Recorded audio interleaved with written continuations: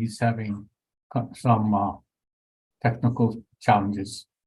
So this morning I asked Kalihua to lead us in either opening protocol or sharing some mana'o to help us start our meeting on the appropriate footing. So with that, I turn it over to Kalihua.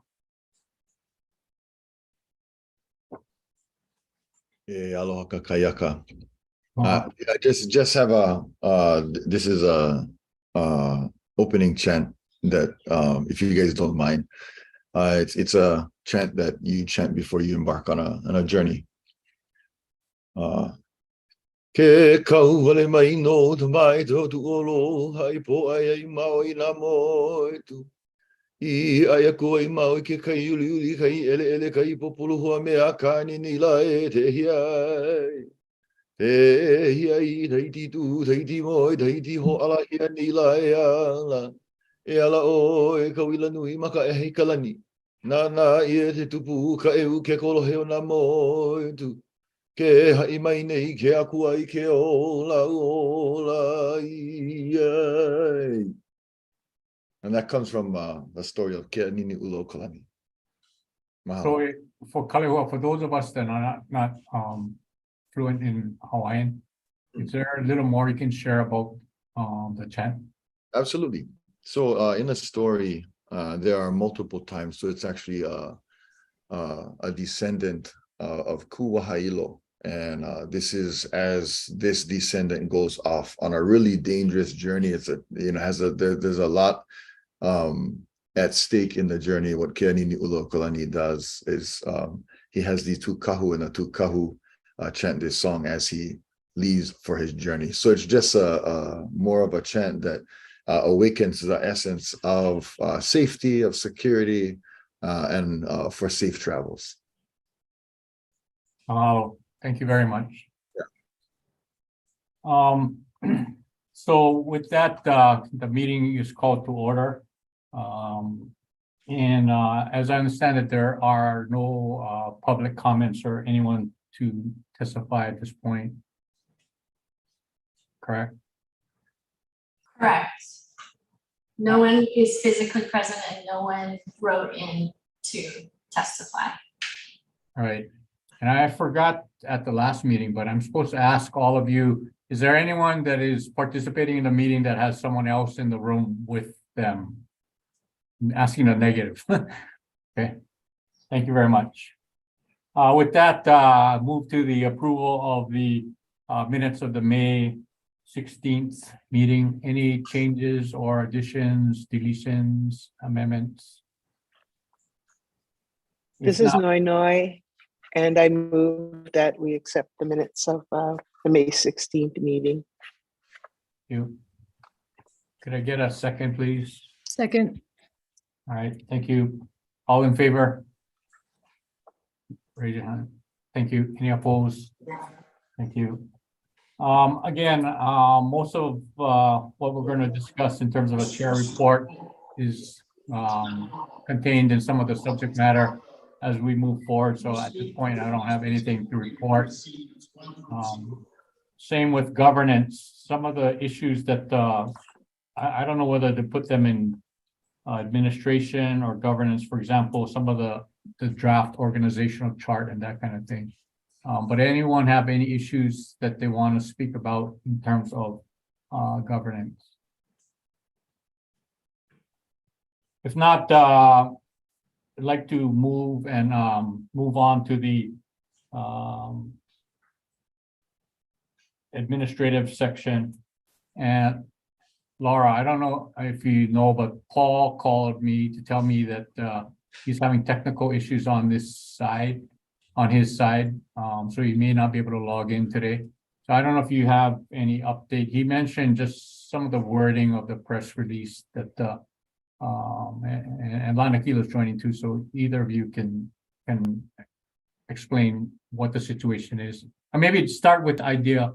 Everybody got the press release, but the changes that have been undertaken by CSO. Yeah, Mauna Kea's more equipped, I think. Mauna Kea, do you want to share out on Yeah, Mauna Kea, Paul cannot he's having technical issues logging in. Kalama, I just got on now too. I couldn't find the link, so I just missed Okay. opening. So what we want is just an update on the decommissioning and what you guys have been doing as a group since Paul's not available to report.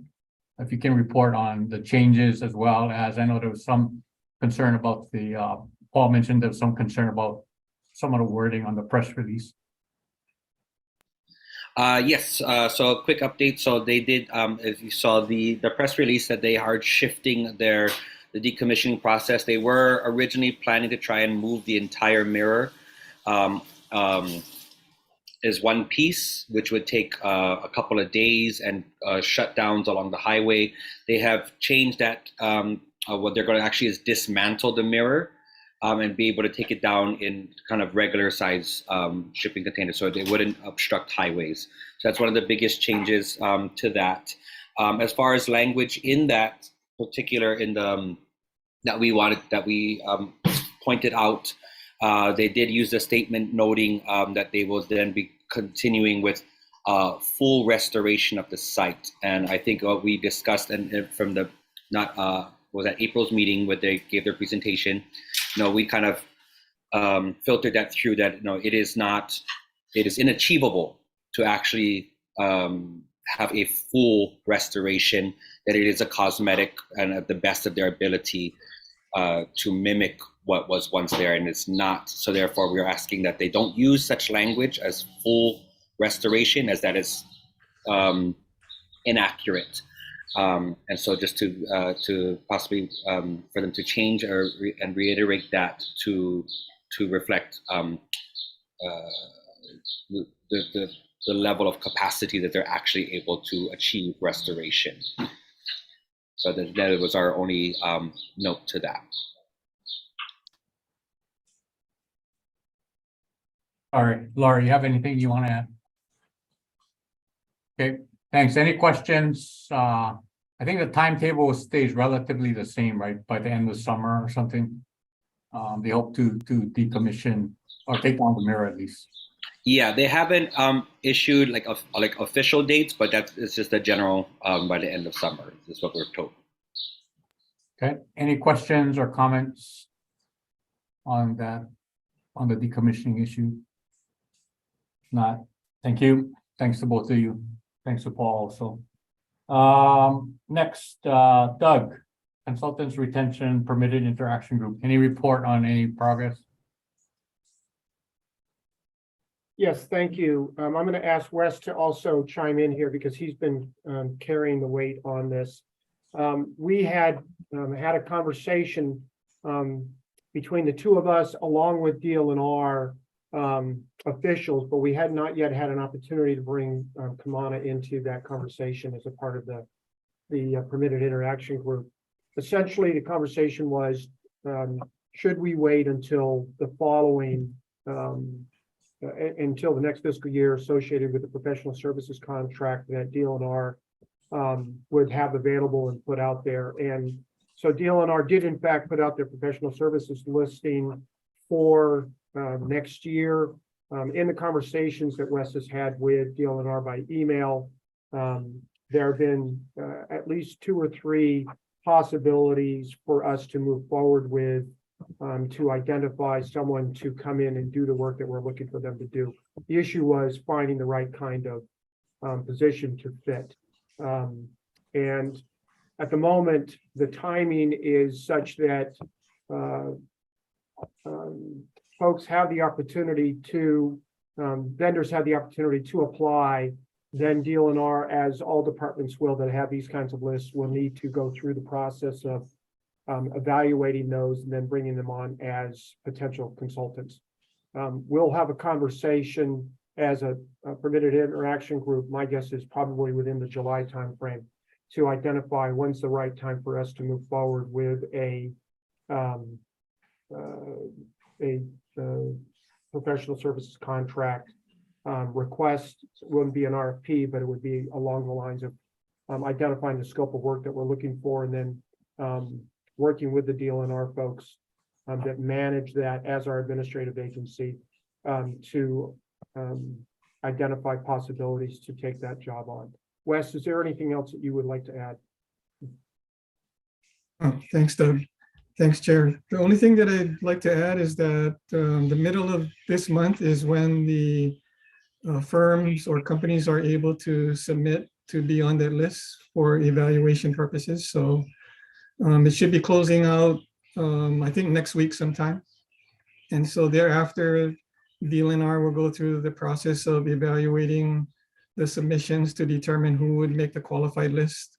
And then we would be able to use that qualified list to scope down the firms that we think or that the authority thinks is appropriate to do this organizational review and start up the organization. So Doug, your estimated timeline in July is probably accurate.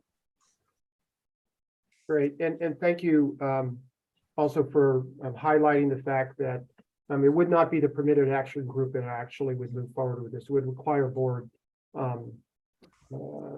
action to actually move forward with the contract work. Thank you, Doug and Wes. I just realized that some of you may not have met Wes before. So I want to introduce Wes, who's been very instrumental in helping us kind of walk through some of the state requirements. Wes, in a prior life, was the head of the employees retirement system for the state of Hawaii and was also the director of budget and finance. He is an accountant by training, is a Kamehameha School graduate, and has had 30 some odd years working with the state and better understands the state than I do in terms of state operations and procedures.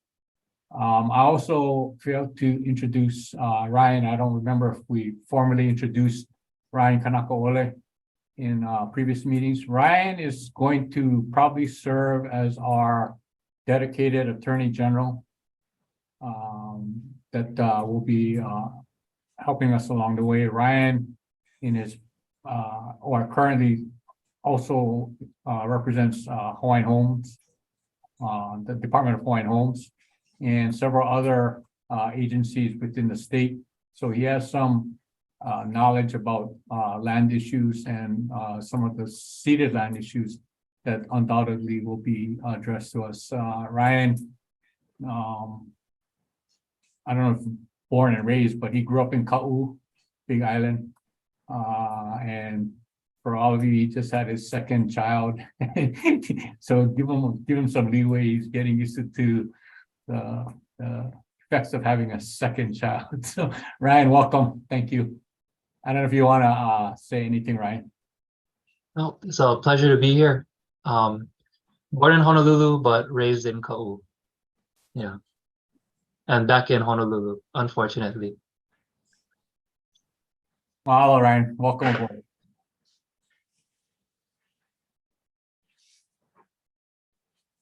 The next thing I wanted to just raise, and we included as a discussion or a report, is that with Wes's help, we came up with a draft organizational structure that we forwarded to all of you. And we also included, and again, thanks in large part to Wes's help, position descriptions for at least 3 of the positions seen on this organizational chart. And the point of it today was to give all of you, these positions do not become effective until next month, July 1st.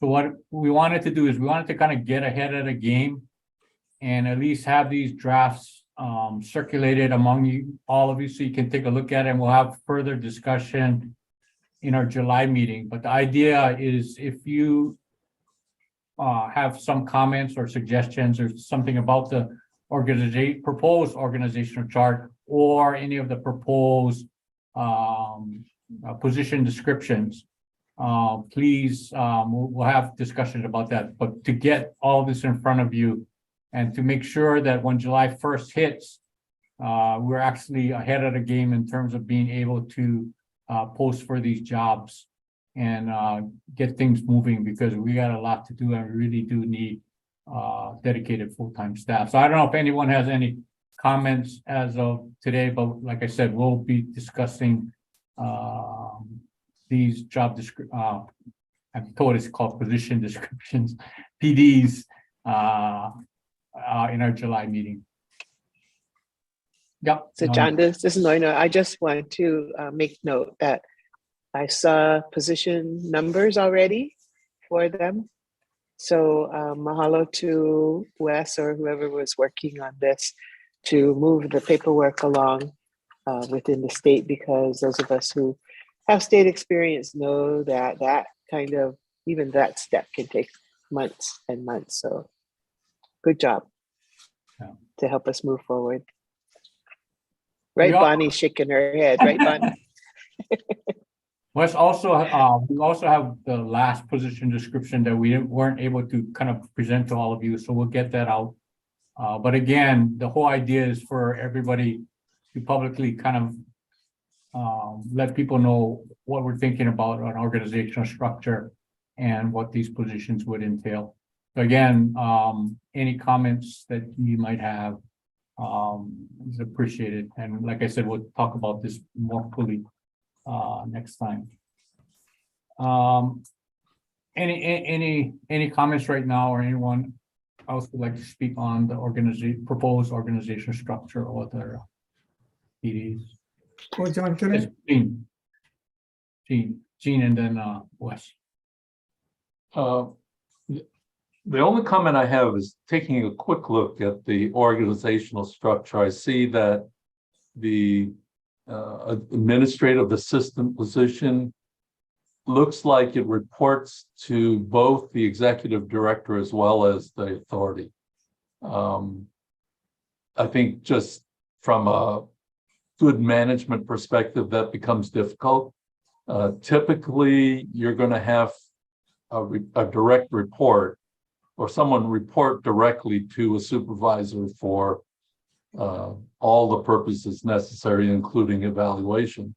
You might want to give consideration to a dotted line relationship with one of those lines to either the ED or to the authority. And then it will really fundamentally answer the question, is that the executive assistant to the ED, or is that the executive assistant to the authority?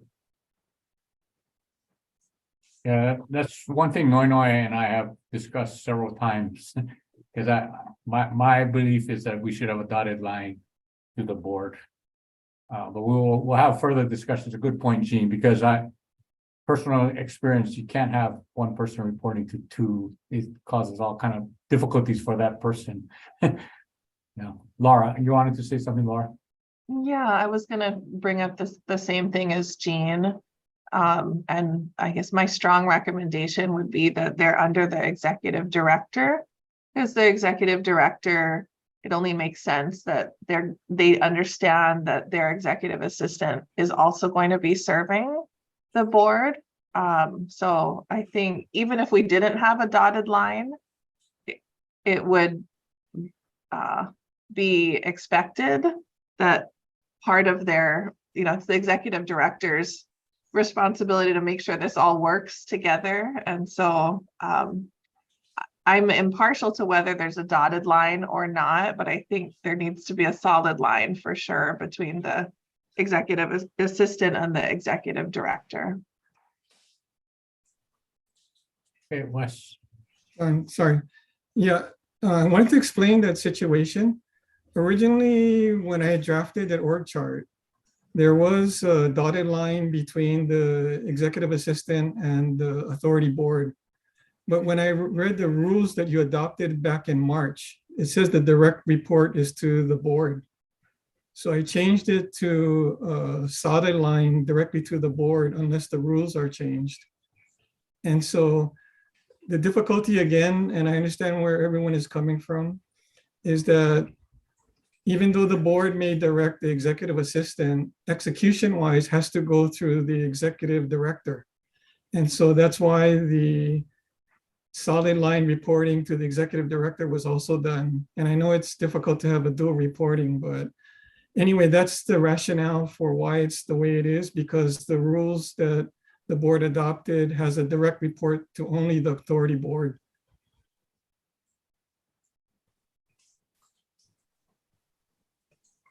In addition- Yeah. Oh, I'm sorry. John, yeah, and then just another note is, I think if we go and look at the legislation that creates that position, it is, or it's a direct responsibility of the board, so. But John and I have gone around and around and around that bush several times. So just, I just want to make clear that, part of the challenge is that this executive assistant is not the executive secretary of board, equivalent to the Board of Regents executive secretary, right? So it's less policy, more execution, right? So anyway, we can talk about this next time, but just to clarify that. Wes, you wanted to say something? I just want to clarify also that there were 6 authorized positions, and so you have 3 of the, well, actually 4, including executive assistant position descriptions. So the last one or the other 2 I'm still working on, which are the program specialists, the 2 program specialists that were authorized by the legislature during the session. So I hope to be completing the draft sometime this week or next week for both of those positions. Thank you. Thank you, Chair. Thanks, Wes. All right, so like I said, we'll take it up for further discussion at the July meeting. But like I said, at least we have a head start before the July 1st date. All right, next issue is, as all of you know, July 1st is around the corner, and as of July 1st, we become co-managers of the Mauna, along with Greg Chun and his group. The question again is, what is that relationship? And we have the same relationship with the LNR too, I guess, as co-managers. At the last meeting, we talked about convening a larger group, inclusive of DLNR and inclusive of CMS and potentially some of the advisory groups and others, about to kind of address that issue. Having thought about it afterwards, I think the first step that we as an authority have to take is that we have to get together as a group and sort of sort through our own thoughts. I'm not sure how we would get together with other groups when we've not had a discussion by and among ourselves about what we believe either structure should be or what the relationship should be before meeting with others. So Ryan and I have talked about it, whether or not we can find a venue which complies with sunshine, but would allow us to meet to initially talk among ourselves about how we envision this relationship going forward, at least at a very high level, for the next 5 years, as opposed to just jumping in and meeting with the other groups. I think it may cause a lot of, if we're not to say that we have to agree as a group, but we should at least have that discussion so we know where we are as a group as we meet with the other groups. So anyway, that's sort of what I wanted to recommend to all of you. My hope is that we can do this by August. I know that Greg in his report to you is going to talk about 3 different projects which are going to kind of help us give us some concrete examples of what we believe our co-management should be involved in. So anyway, that's what I wanted to suggest to all of you, that we figure out a way that we meet as a group first before we meet with others. I'll open it up for comments or discussion. Chair, I have a comment or something to consider. Is I think because we all have different experience and perspective of the Mauna itself that included in, along with discussion, is that we should have some visit to the Mauna so that we can really understand the stewardship needs and the bigger picture of, it's very complex as we all know. So to get a sort of common understanding of the complexity of it, I think would be a good idea too. Yeah, that's something that I wanted us to do also. I wanted us to do that with a presentation on the conservation efforts by DLNR and CMS. Then talk about the data point cultural aspect of the Mauna. And then thirdly, the astronomy framework that is currently there to give everybody a better idea. Other thoughts? Summertime weather's the best if you want to do Mauna. So Yeah. Yeah, so I'm hopeful that we can, I mean, July is like literally around the corner, right? And we got to figure out how we're gonna plan this, how we can do this in conjunction with the sunshine law.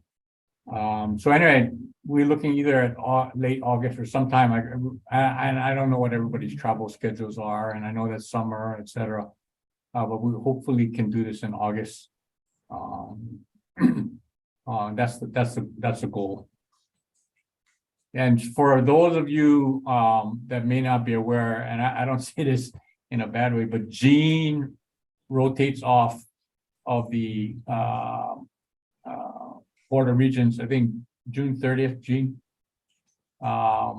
So the legislation, as you recall, appoints the chair of the board, or allows the chair of the Board of Regents to sit on our authority or his or her designee.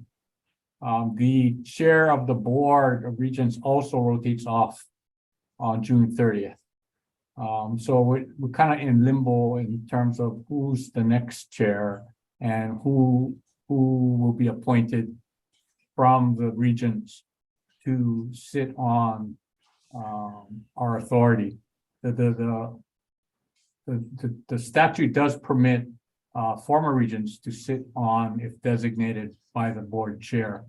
So anyway, Gene's position sort of is in limbo. My belief is that he stays on as a holdover until some action is taken. I'm not totally sure about that, but I don't know if you don't have a chair, how, and I don't know what the process is, Gene. I don't know if you have any further comment on that.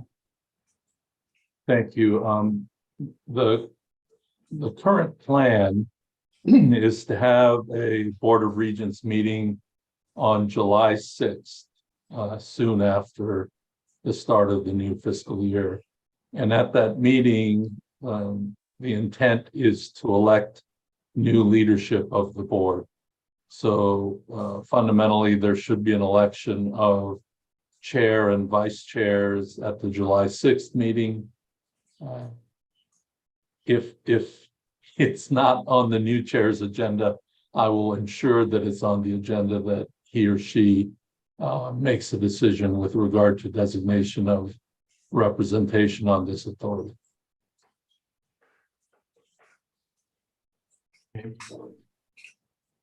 I just bring that up because as we try to move forward, there's some flux in that, just that particular chair, yeah. All right. Any further discussion on just the plan and when Greg gives his report, you kind of see there's three different examples and three different, what I believe are three different levels of potential involvement based upon what he's going to talk about. So give you some framework to start thinking about what our relationship should be in terms of the co-management of the Mauna. Okay, with that, there's nothing to report in terms of finance. And so I'm going to move to the operational update with Greg's report.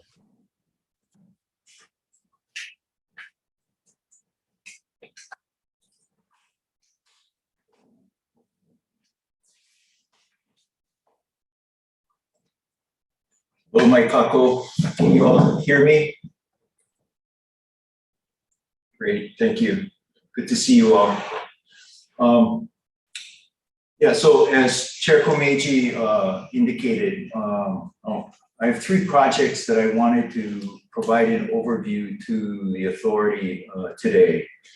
And the purpose is really less about an operational update and more about these being, as John has indicated, real life examples of where the rubber sort of hits the road when it comes to this matter of co-managing that kicks into place effective July 1st. And really, our request from the university is really to use this as an opportunity to start that conversation as soon as possible. I realize that the board would like to spend some time sort of in their own retreat, being able to build your own relationships and understanding about some issues. But the 3 projects I'll share with you today are just sort of examples of things that are going to be happening, that are happening on an ongoing basis. And so getting some clarity around how this joint management arrangement is going to work would really be helpful going forward. So the first project is, and as John said, they all sort of are at different levels. And we're all in the planning stages with them all right now. The first project is actually tied to the Hokukea decommissioning. At the Hokukea site, there is a small utility building that is used for storage. But it also, on its roof, is mounted a couple of repeater stations, communication repeater stations, that are utilized by Hawaii County Civil Defense and our local volunteer ham operators association or organization.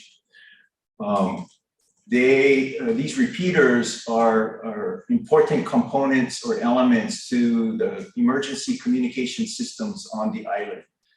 Because of the unique location of Mauna Kea, they've proven to be very critical to be able to reach all parts of the island during emergencies and natural disasters. We are in conversation now with both Hawaii County Civil Defense as well as this volunteer organization to relocate those repeaters to what's called the lunchroom, which is up next to the UH-88 telescope. And what that would involve is a new operating agreement or memorandum of agreement between the university, Hawaii County, and this volunteer organization. That's the first project. It's fairly, from a technical perspective, it's fairly easy to execute, but it is going to require coordination and development of this memorandum of agreement. They are seeking a long-term agreement, which would probably go outside extend beyond the 2028 transition date. That's something that your input, I think, is going to be important on. The second project is we're actually kind of excited about. We have been selected as a candidate site by HELCO as a pilot site for installation of some EV charging stations at Halepohaku. A couple of the observatories have already begun moving to the use of electric vehicles, at least for the transport of staff from their headquarters to Halepohaku. We currently do not have any charging stations there.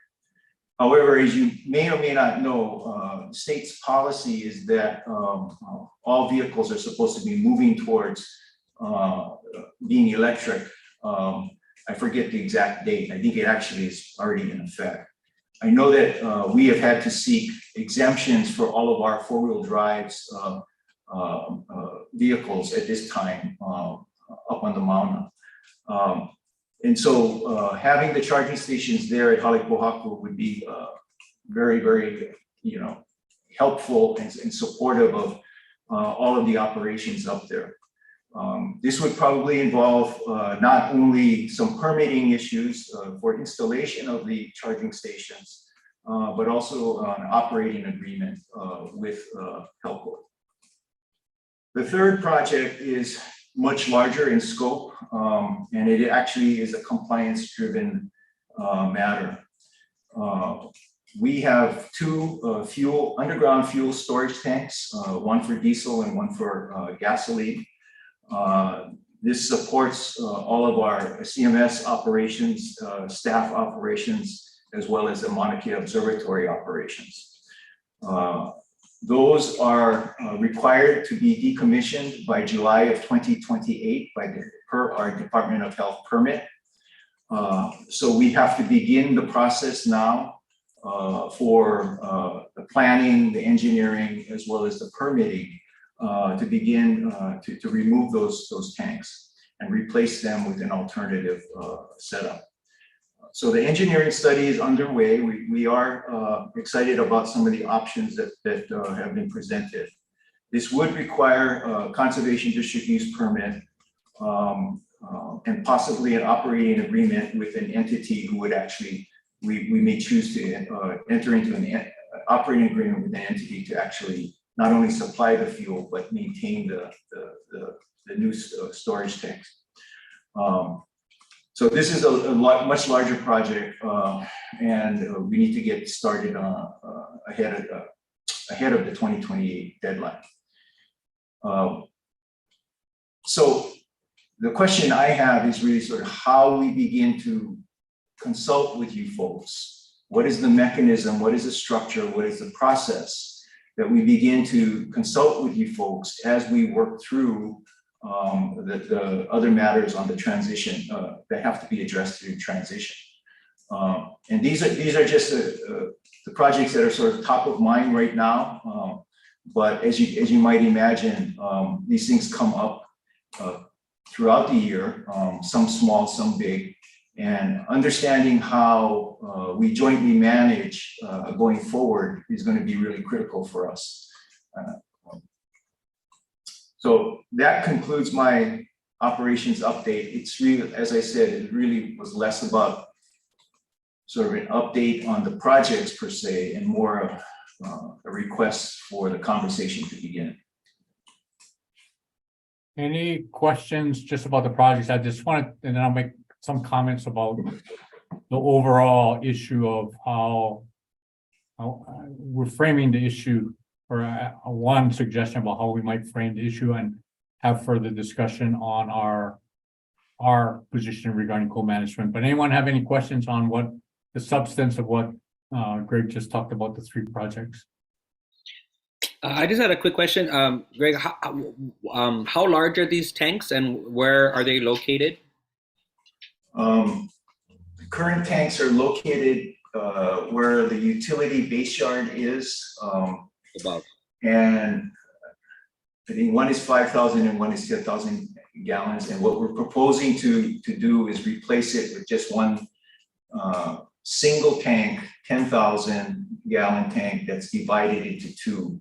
One part for diesel, one part for gas. Above ground, right? Above ground, yeah. We're proposing to do an above ground tank.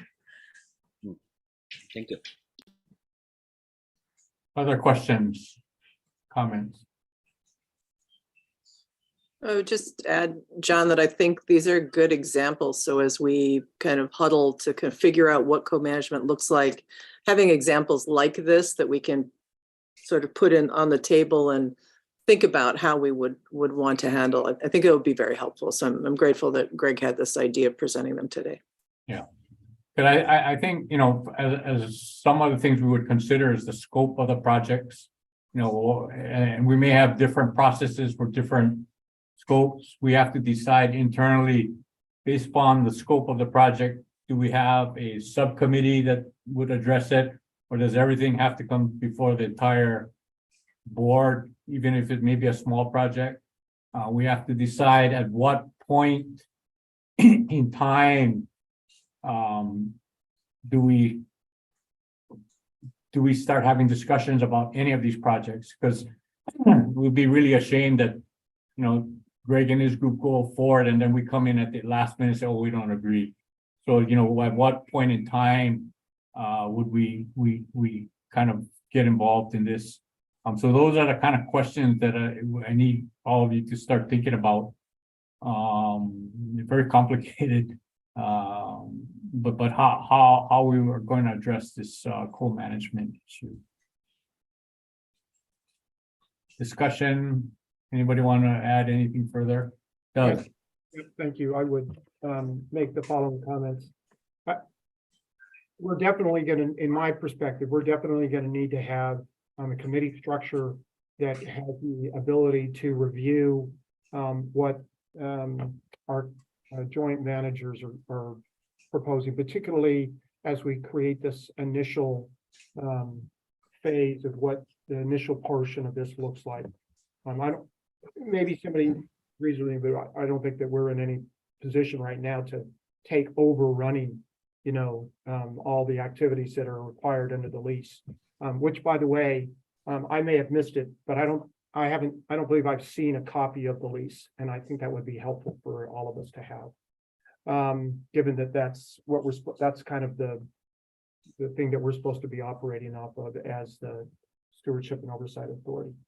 And so the other piece, as I was thinking about this, was our decision-making is fairly constrained within the statute, at least as I'm seeing it. And of course, Ryan will have his ability to provide perspective on this, but things have to be on the agenda, and you have to make those, to make any type of decisions, you're going to have those decision-making motions already on the agenda from previously. And so the ability to hear something on a day and then make a decision on that day is going to be problematic, given the requirements that we have under Sunshine Law and the statute. So we're definitely going to need to know sooner rather than later, in my perspective, kind of the management things, that there are going to be some type of requirements for this body to weigh in on, particularly initially.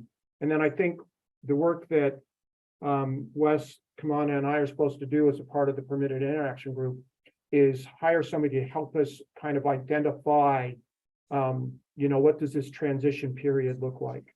But we're going to need to make some decisions prior to that, at least on a broad brush way that identifies kind of what are the things that we want to take a look at least initially, and what our decisions are going to be, at least initially, to allow then, our co-managers to do what they need to do in running, running the mountain under the current state lease. Those are my perspectives. Thank you. Other perspectives, comments? So I want to point out that, it's, I do agree that with what Doug just shared too, that, of course we have to create that timeline because we can't be making spontaneous decisions as things are immediately presented. I think that is also coming off understanding the poor management of the past, and not, that's what we have been created to readdress and to change these things. And some of this is some large infrastructure kind of things that would go into that are connected to broader discussions that we are still to have about future developments or existence of businesses or corporations or stuff on the mountain. But yeah, these are large infrastructure projects that could be supporting something that might not be moving forward. So I think we do have to have this conversation, I think, quickly, and it might be a question of our ability. I think you kind of mentioned in the last one of the last meetings, John, who in the end has to carry the power at this point, because as to this time, we're still haven't had much conversations of projects actually concerning conservation. This is all other topics. And yet that is the primary responsibility of the care of this mountain. And so I think these are very big discussions that we need to have, and yeah, to I hate to say it, but in some ways, this is part of the. I don't feel we should be also getting pushed or rushed into continuing pushing forward with projects that were going to be assumed that we just have to carry on. You know, we are here to just have bigger conversations of how the entire structure and the way things happen on the mountain and what happens on the mountain is moving forward. So I a little bit of like, we got to pump brakes here on some projects, and in the reality that that big changes need to happen on the mountain. And so for some of these things, yes, there's particular timelines, but we're also the future timelines beyond these things could be very much changing too, which would offset these current projects necessarily too. So just want to make a note on that there is time sensitivity, I understand, but there's also, we're not here just to continue the norm. That's not what we were created for. And so we have to also be diligent in thinking far ahead onto the decisions of even projects that are waiting in the pipe right now. Thank you, Lana Kilo. Other comments, thoughts? Not to further complicate the matter, but remember, at some point, we're gonna have staff too, right? So maybe we decide that certain small projects get presented to the staff. You create certain guidelines upon which the staff is supposed to evaluate, react, etc. Yeah, Chair, I was gonna say something similar to your comment just now, and to kind of add on to what Lana Kilo was saying is, in order to tackle these bigger picture, longer term thinking, envisioning, and coming up with how it should look in the future, I don't think the board wants to get too entangled on the day-to-day things, and we should try to move those things to the staff with guidelines from us, but so that we can have those bigger conversations that Mauna Kea is talking about. And CMS has a similar relationship like that now with the Mauna Kea Management Board, right? There are major projects, sort of moderate projects, minor projects, and that board discussed with CMS how to define those levels and what things the staff can move forward with and which things have to go for board approval. And this board may not choose those same tiers, but I think it's instructive to have some kind of a structure like that. Maybe Bonnie and Greg, if you guys could either circulate to us what those tiers are now, so at least we have some stalking horse to kind of work off of, to think about a framework that's already been developed, and we can agree or disagree or change or whatever, but at least we can see what somebody else has created. Thank you. Other thoughts or comments? All right, so this is a very complicated. It's kind of like Lana Kea says too. Yeah, cart for the horse. I kind of figure out which comes first. But we got to do it because of time and some of the, at least on the project she talked about today, safety and regulatory deadlines. We got to kind of start moving on. So anyway, with that, there are several personnel issues as well as legal issues that we'd like to discuss in executive session. So if I could get a motion for someone to get us into executive session, I would appreciate a motion and a second. Motion. Okay, thank you. Come on. And a second by so somebody else raised their hand. Okay. The motion was Kalehua and sorry. Yep. Sorry. I was a little late. Okay. All those in favor of moving into executive session? Any opposed? All right, so we'll move into executive session with can you let Ryan in, but Wes will not be participating in the executive session. Thank you.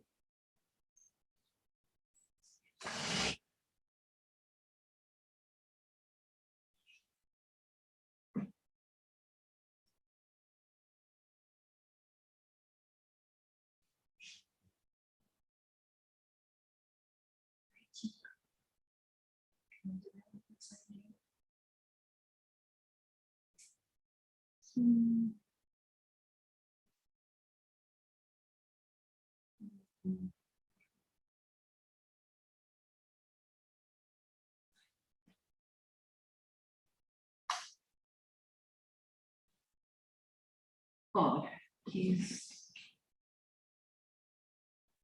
he's assigned to the He executive. just doesn't, Yeah, can you send a note, John, or? I can. Yes, I think so.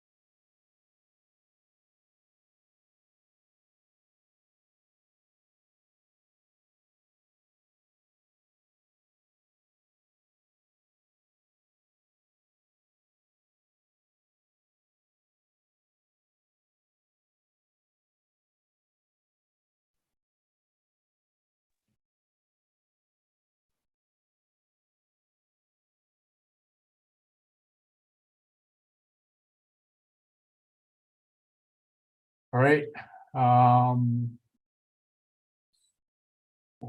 Okay, I just was making sure we have quorum. So we're out of executive session. We discussed several legal matters as well as personnel matters. With that, we did not take any votes. We did not solicit any votes or anything of that sort. I take it back. We did make some decisions on personnel matters. With that, we move to announcements. Our next meeting is scheduled for July 13th at 10 a.m. I don't know if anyone else has any further announcements to make. Chair, I would recommend that we consider that as we begin to move into these, the thing I'm thinking about is that we may, trust me, I am not happy that I'm saying this, but we may need to make these 3-hour meetings. I mean, the issues are going to require conversation and discussion, and for me to schedule 2 hours and then turn them into 3 hours, that's not good. Okay. We need to block that time if we're actually going to use it. I have the same issue, Doug. I was going to say the same thing, at least 2.5, because we've never ended in less than 2.5, I don't think. All right, so our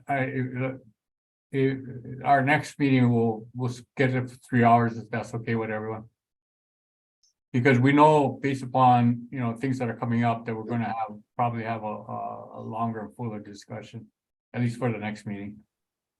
So if everyone's okay with that. All right, so motion to adjourn. Move to adjourn. Oh, wait, Gene is coming on, sorry. Say, Gene, while you were connecting up, we decided that our next meeting would schedule for 3 hours. Just because of the nature of the discussion, etc. Can I get a second to the motion to adjourn? Second by Doug. All right, all in favor, any opposed? Okay, thank you. Thanks, everybody. A lot of good things to think about. Okay, mahalo.